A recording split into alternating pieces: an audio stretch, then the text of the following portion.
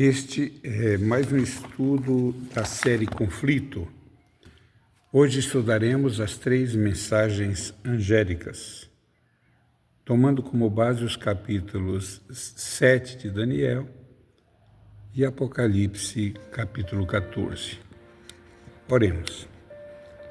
Pai querido, Pai de amor, Senhor nosso Deus que habitas nas alturas dos céus, neste momento nos aproximamos de Teu trono de graça e te pedimos que nos perdoes os pecados, que acampes os Teus santos anjos ao nosso redor, que habites em nosso coração, porque o local onde o Senhor habita é santo, e fundamentados no sacrifício de Jesus Cristo, o Teu oferecimento por amor na cruz do Calvário para nos salvar. É que te pedimos, Senhor, que neste momento o Teu Espírito Santo tome posse de nossa mente, de nosso coração, e que nós, ao meditarmos na Tua Santa Palavra, possamos aprender verdades eternas. Te pedimos isto em nome e por amor de Jesus. Amém. Queridos, nós vamos analisar neste momento as 3 mensagens angélicas. São a última mensagem de Deus enviada ao mundo prestes a perecer.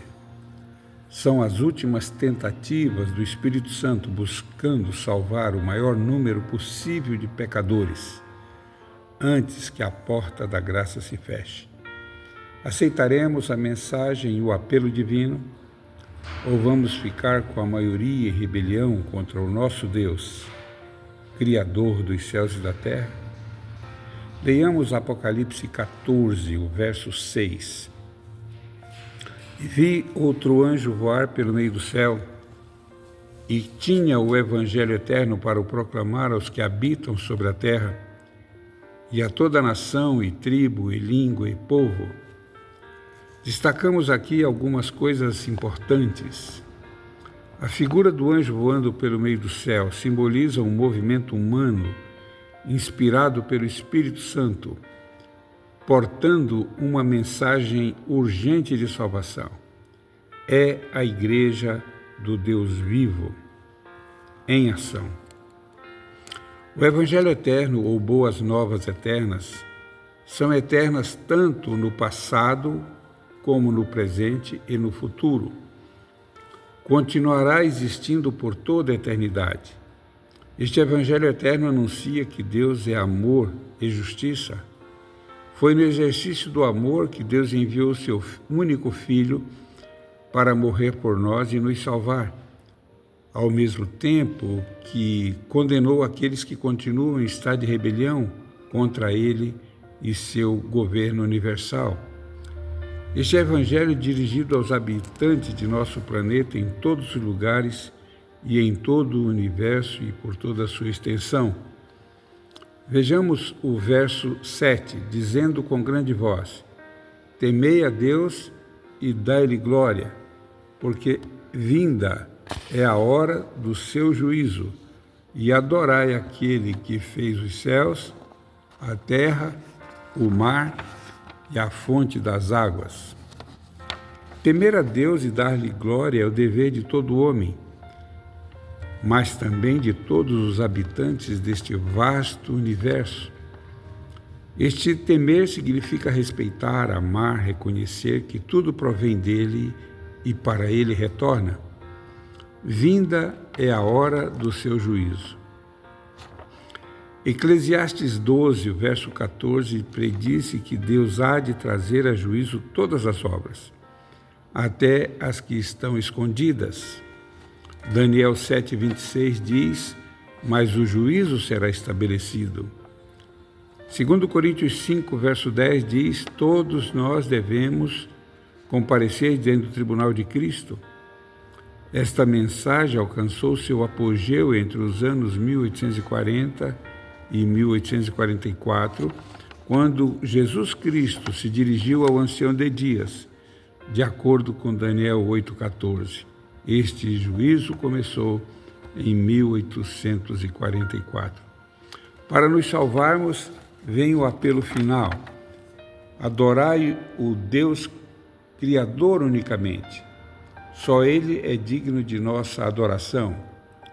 Este anjo voando pelo meio do céu é seguido pela proclamação do segundo anjo, em Apocalipse 14.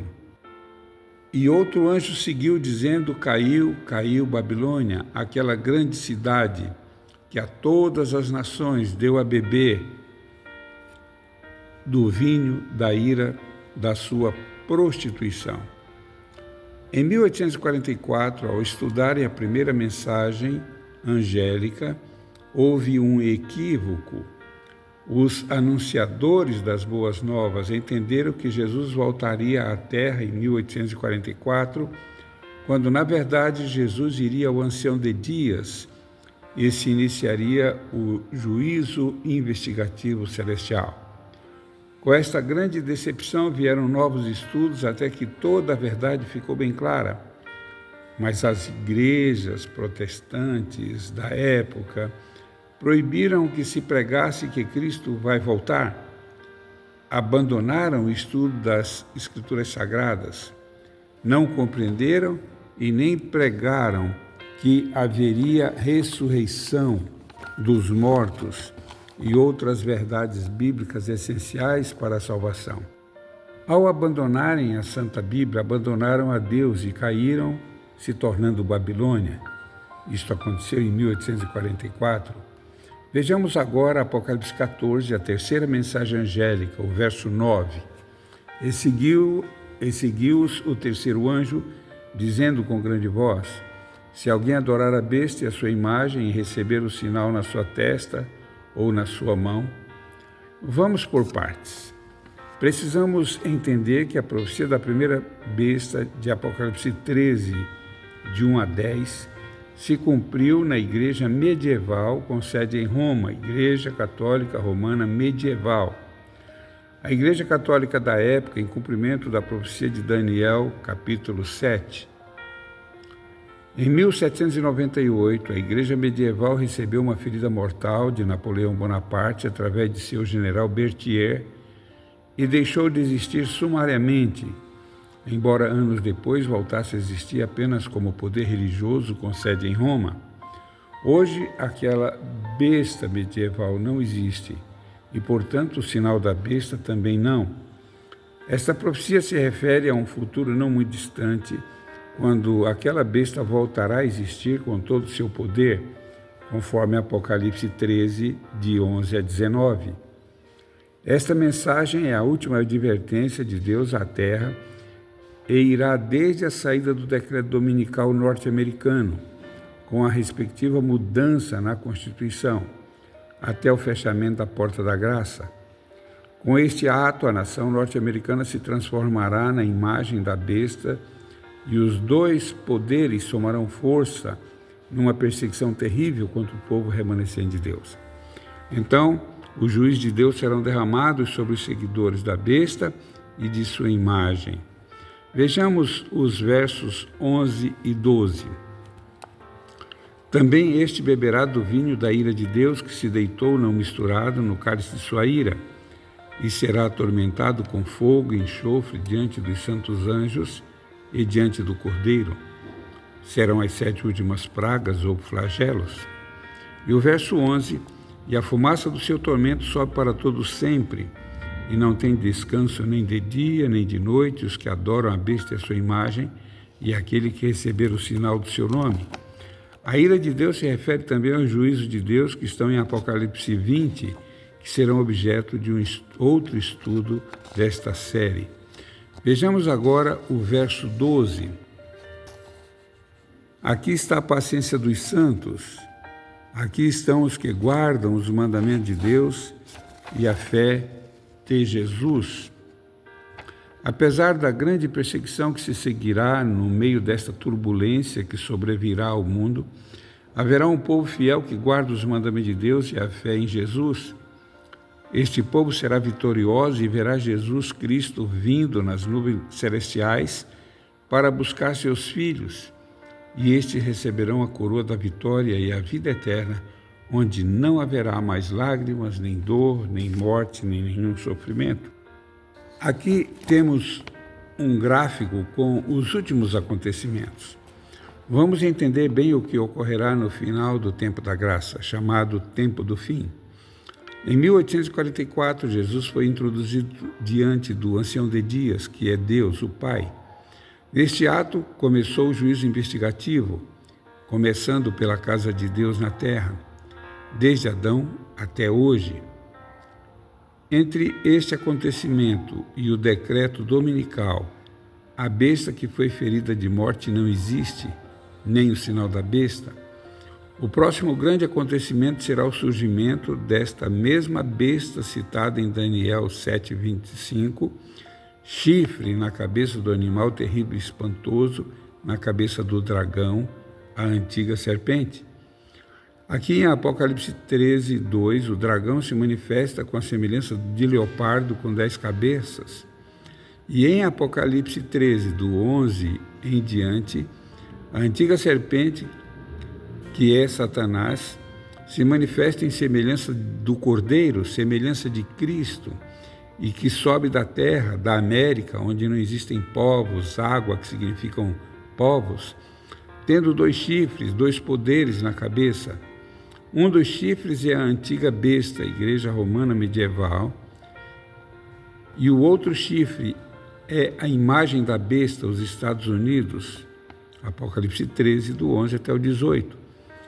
O surgimento destas bestas ocorre a partir do decreto dominical norte-americano, obrigando todos os seres humanos a adorarem a primeira besta de Apocalipse 13, 1 a 10, guardando o domingo e renunciando ao sábado bíblico e negando a ressurreição dos mortos.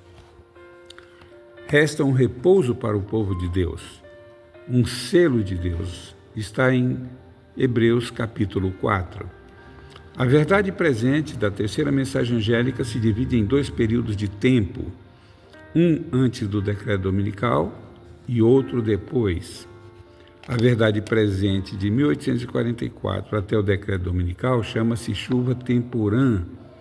É um tempo de preparo para receber o selamento da chuva serôdia que ocorrerá em seguida. O tempo da chuva temporã, hoje, é tempo de preparo espiritual na prática da santa doutrina bíblica, a firme convicção da verdade. A verdade presente é a guarda dos mandamentos de Deus, Êxodo 20, e a fé de Jesus, Apocalipse 12:17. O povo de Deus estará se preparando para habitar no céu. A verdade presente é também a reforma de saúde, pois passaremos por um tempo terrível de manifestações demoníacas em forma de cristianismo. Simultaneamente ocorrerá a manifestação do poder de Deus no alto clamor do terceiro anjo, quando este anjo se unir à voz do anjo de Apocalipse 18:4, sai de Babilônia, povo meu. A reforma de saúde fará toda a diferença. Veja os textos a seguir. A reforma de saúde é o que é a mão para o corpo. Em 10 de dezembro de 1871, foi-me mostrado novamente que a reforma de saúde é um ramo da grande obra que deve preparar um povo para a vinda do Senhor. Ela se acha tão ligada à terceira mensagem angélica como as mãos o estão ao corpo. Conselho sobre o regime alimentar de Ellen White, página 69. A reforma de saúde foi-me mostrada, é parte da mensagem do terceiro anjo e está com ela tão intimamente relacionada como estão o braço e a mão em relação ao corpo humano. Vi que nós, como um povo, precisamos progredir nesta grande obra. Pastores e povo devem agir em harmonia. O povo de Deus não está preparado para o alto clamor do terceiro anjo. Eles têm uma obra a fazer por si mesmos, a qual não devem deixar para que Deus faça por eles. Ele deixou esta obra para que eles a façam. É um trabalho individual. Uma pessoa não pode fazê-lo para outra. Testemunhos, volume 1, página 486 de Ellen White. Nem todos receberão a chuva serôdia. Foi-me mostrado que se o povo de Deus não fizer esforços de sua parte, mas esperar apenas que sobre eles venha o refrigério pela presença do Senhor, para deles remover os defeitos e corrigir os erros, se nisto confiarem, para serem purificados da imundícia da carne e do espírito, e preparados para tomar parte no alto clamor do terceiro anjo, serão achados em falta. Testemunhos Seletos, volume 3, página 214.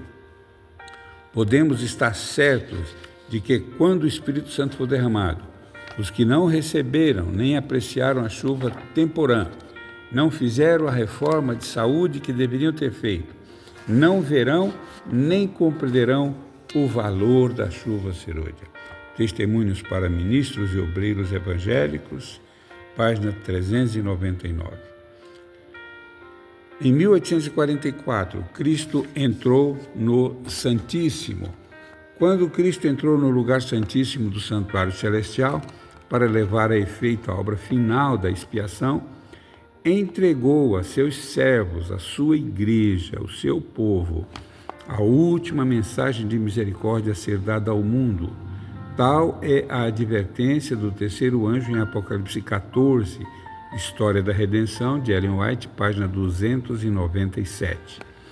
A Igreja do Deus vivo, que guarda os mandamentos de Deus, tem a incumbência delegada pelo próprio Senhor Jesus Cristo de anunciar as boas novas de que Jesus voltará para buscar todo aquele que for achado fiel. Estamos aguardando o Senhor voltar com temor e tremor. Estaremos entre os salvos. A terceira mensagem angélica, que começou em 1844, se estenderá até que a porta da graça se feche. Neste momento, os santos anjos de Deus colocarão um selo especial sobre os vencedores da besta e de sua imagem, contendo o nome de Deus, o nome da santa cidade do meu Deus e o novo nome de Jesus. O anjo com as 7 últimas pragas verão este sinal e se cumprirá a promessa de Salmo 91.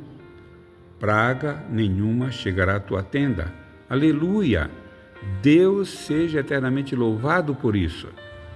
A partir do decreto dominical e até o fechamento da porta da graça, o povo de Deus receberá porção crescente do refrigério pela presença do Senhor. É a chuva serôdia que se transforma no alto clamor do terceiro anjo. O alto clamor cumpre o que está em Apocalipse 18, de 1 a 5, conclamando todos os fiéis do povo do Altíssimo para saírem de Babilônia. A observância do domingo não é ainda o sinal da besta e não será até que saia o decreto dominical, compelindo os homens a venerarem este falso sábado. Chegará o tempo em que este dia será a prova final, mas esse tempo ainda não veio. Hoje é dia de nos prepararmos.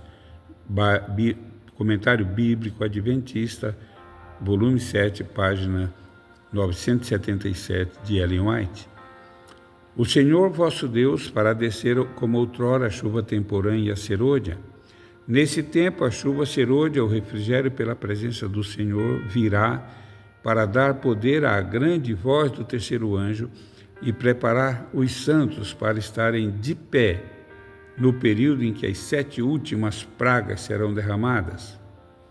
O alto clamor do terceiro anjo, a chuva serôdia é chuva de colheita. Apocalipse 18, de 1 a 5, diz: sai dela, povo meu. É uma mensagem veemente, urgente. E depois destas coisas vi descer do céu outro anjo que tinha grande poder, e a terra foi iluminada com a sua glória. E ouvi outra voz do céu que dizia: sai dela, povo meu, para que não sejas participantes dos seus pecados e para que não incorra nas suas pragas. O alto clamor do terceiro anjo, por milhares de vozes em toda a extensão da terra, será dada advertência. Operar-se-ão prodígios, os doentes serão curados, e sinais e maravilhas seguirão aos crentes. Satanás também opera com prodígio de mentira, fazendo mesmo descer fogo do céu à vista dos homens. Assim os habitantes da terra serão levados a decidir-se. A obra peculiar do terceiro anjo não foi ainda vista em sua importância. Deus pretendia que seu povo estivesse muito mais adiante da posição que ocupam hoje, mas agora que é chegado o tempo para se pôr em ação, tem ainda que fazer o preparo. Nem todos os nossos pastores que estão proclamando a mensagem do terceiro anjo compreendem realmente o que constitui essa mensagem. O povo deve ser despertado em relação aos perigos do tempo presente. Os vigias estão adormecidos. Estamos com anos de atraso. Testemunhos Seletos, volume 2, página 322. No entanto, a mensagem avançará com grande poder quando a terceira mensagem se avolumar num alto clamor e quando grande poder e glória acompanharem a obra final. O fiel povo de Deus participará desta obra. É a chuva serôdia que os reanima e fortalece para passarem pelo tempo de angústia. Comentário Bíblico Adventista, volume 7, página 984.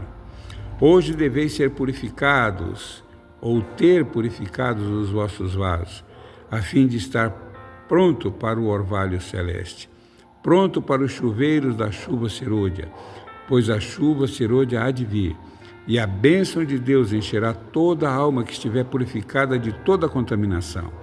É nossa obra hoje submeter nossa alma a Cristo, para que sejamos preparados para o tempo do refrigério pela presença do Senhor, aptos para o batismo do Espírito Santo. Evangelismo 701.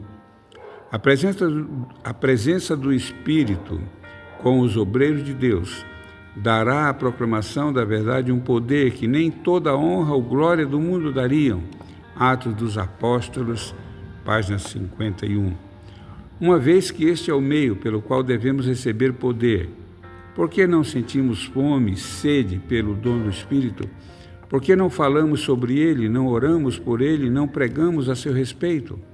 Cada obreiro devia fazer sua petição a Deus pelo batismo diário do Espírito Santo.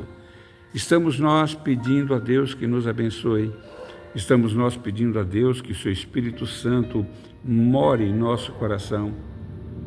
O lugar em que Deus habita é santo, que ele nos santifique. Estamos confiando na palavra de Deus e nos preparando para o embate final contra as forças do mal? Ou a igreja é apenas um clube onde nós comparecemos, revemos os amigos, brincamos e fica por isso mesmo? Como estão os nossos sermões na igreja? São sermões de água com açúcar? Estão servindo pudim para você na igreja? Como que é? O pregador fala mais de si do que da palavra de Deus? Como é que estão as coisas? Você, quando vai à igreja, sai satisfeito? Sua fome é saciada? Sua sede também? Ou você sai faminto, ou às vezes pior do que quando lá entrou? Como é que estão as mensagens que nós ouvimos quando comparecemos diante do povo de Deus para adorar ao nosso Deus, Criador dos céus e da terra? Vamos orar? Senhor, nosso Deus, Paizinho querido, nós te agradecemos por esta mensagem tão profunda da tua santa palavra. Habilita-nos, Senhor, para compreendê-la e para colocá-la em prática em nosso viver. Nós te pedimos em nome e por amor de Jesus. Amém.